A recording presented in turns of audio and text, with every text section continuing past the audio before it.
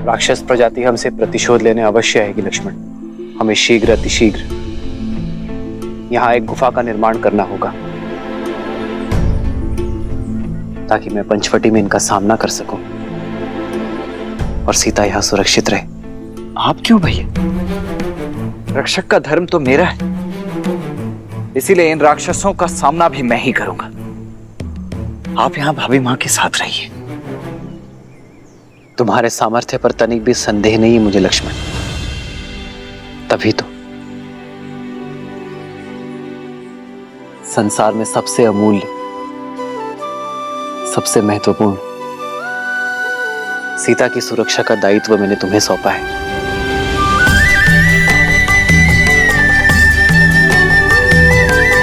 जी भैया।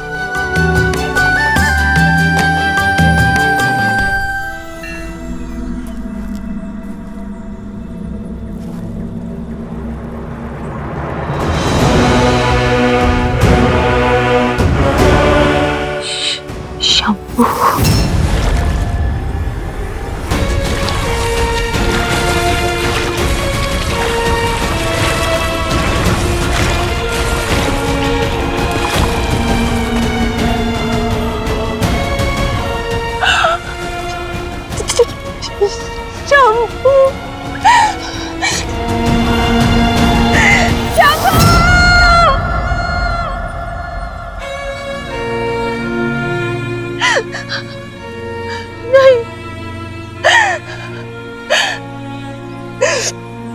इससे अधिक पीड़ा संसार में किसी ने किसी को नहीं दी होगी।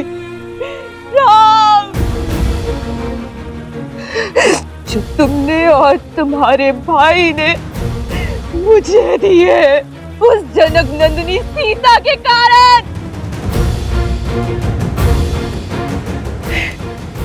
एक स्त्री के लिए उसका रूप और माल और एक माता के लिए अपने संतान के प्राण संसार में सबसे अधिक प्रिय होते हैं। और तुमने मुझसे दोनों छीन लिए।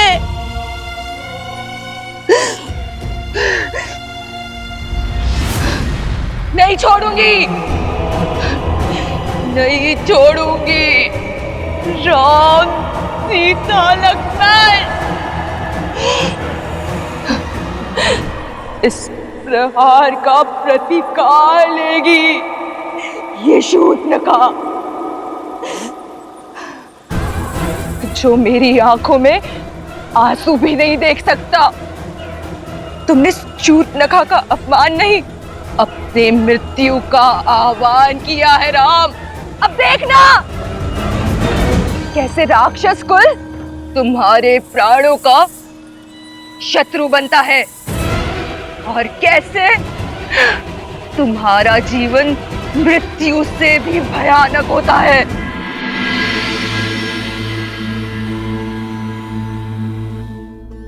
ये कैसा विरोधाभास है महादेव? एक और श्री राम शापित अहिल्या का उद्धार करते हैं, राक्षसी ताड़का को मां कहकर पुकारते हैं, और वहीं दूसरी ओर शूर्पणखा के साथ इस घटना का समर्थन भी करते हैं। उसे क्षमा क्यों नहीं किया दीन दयालु श्री राम ने? क्योंकि कुछ अपराध ऐसे होते हैं देवी जिनके लिए क्षमा नहीं, सीख देना आवश्यक होता है। आपको धूम्रलोचन तो स्मरण होगा, वो असुर जिसने स्वयं आपके समक्ष भी ऐसा ही कुप्रस्ताव रखा था। आपने उसे एक फूंक मारकर भस्म कर दिया था। रक्त बीज जिसके रक्त की एक बूंद भी आपसे छूटने ना पाई थी, क्योंकि प्रहार तब भी एक स्त्री के सम्मान पर हुआ था, पति और पत्नी के पवित्र संबंध पर हुआ था। और श्री राम, वो तो संसार को आदर्श और मर्यादित जीवन की विधि सिखाने के लिए ही आए हैं। ऐसे में संसार को यह सीख देना भी अत्यावश्यक हो जाता है कि यदि किसी ने कुमार्ग को अपनाया तो उसे दंडित भी किया जाएगा। दंड स्वरूप शूर्पणखा की नाक काटी गई, उसके रूप के अभिमान को मिटाने के लिए उसके कानों को भंग किया गया, क्योंकि श्री राम द्वारा बार बार धर्म की बात समझाने पर भी वो उसे अनसुना कर रही थी।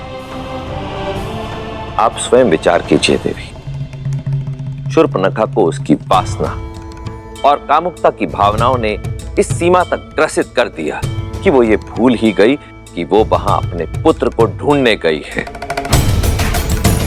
और जब किसी व्यक्ति की वासना उसे उसके उद्देश्य से भटकाकर कुमार्ग की ओर अग्रसर कर दे, किसी अन्य के पवित्र संबंध को मलिन करने की प्रेरणा दे, तो उसका यही परिणाम होता है।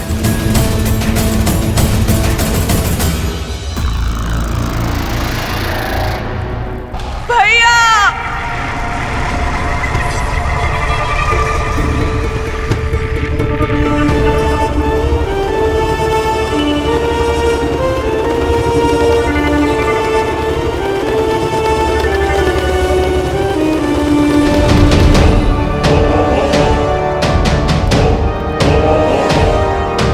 शूर्पणखा बहन, भैया,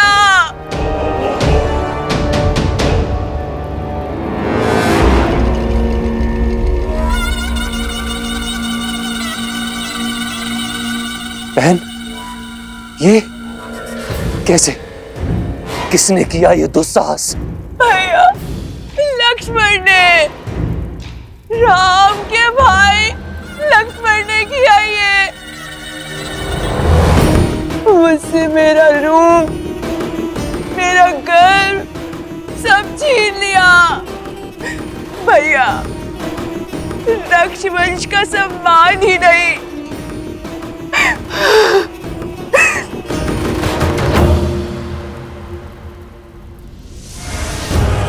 मेरे पुत्र के प्राण भी ले लिए। भैया, शंभू,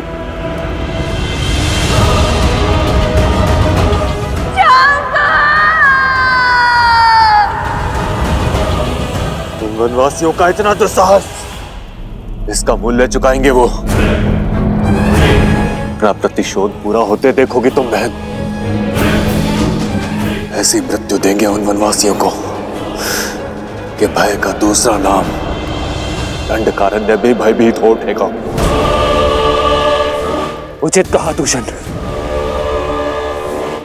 किंतु उससे पूर्व शंभू की अंत्येष्टि करनी होगी।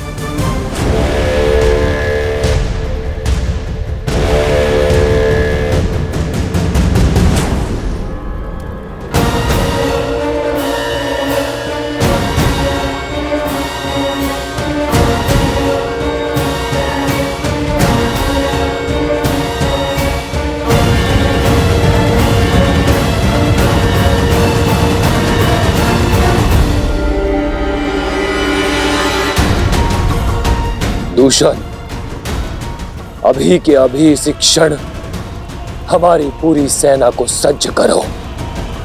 पूरे 14,000 राक्षस सैनिकों के साथ पंचवटी की ओर कूच करेंगे। बहन के अपमान की अग्नि अब शत्रु के रक्त से बुझेगी। किंतु भैया, न राम साधारण है और ना ही उसके अस्त्र। भला हमारे रक्ष सैनिक उन शत्रुओं के सामने कैसे टिक पाएंगे भैया? यदि उनके पास दिव्य अस्त्र है तो हमारे पास भी 6 अति बलशाली वीर राक्षस सेनापति हैं।